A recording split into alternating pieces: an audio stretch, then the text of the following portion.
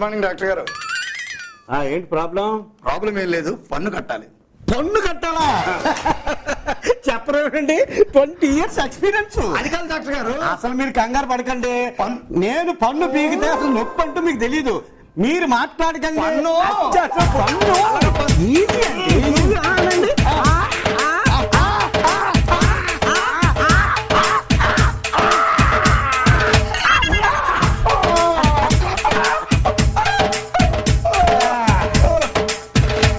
పన్ను పన్ను కట్టాలంటే ముందు పన్ను పీకాలి.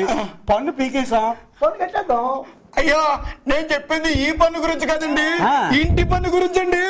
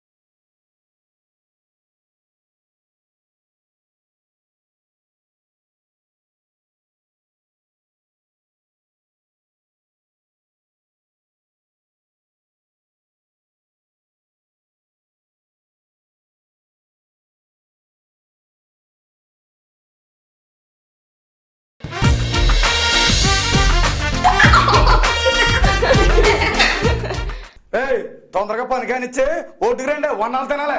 అర్థమైందా? బాబు, ఈ ఊరేనా? ఈ ఊరేనండి. పరంధామయ్య గారు వెళ్ళి తెలుసా?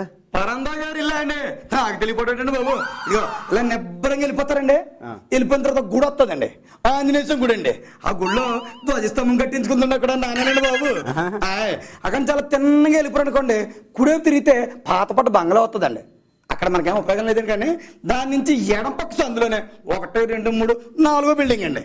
అంటే ఇలా లెఫ్ట్కి వెళ్ళి రైట్కి తిరిగితే 4వ బిల్డింగ్. అంతే అంతేనా? చంపేశావే బాబు. నువ్వు రైతువా? అవునండి, సొంతదే 20 ఎకరాలు ఉందండి. పక్కనున్న సుబ్బరాజు గారిదండి 25 ఎకరాలు కౌలుకి తీసుకున్నానండి. మొత్తం మీద 45 ఎకరాలు చేస్తున్నానండి. ఏం సుఖం? పాత పద్ధతుల్లో చేస్తారు, ఎండల్లో కష్టపడతారు, దిగుబడి చూస్తే తక్కువ వస్తుంది.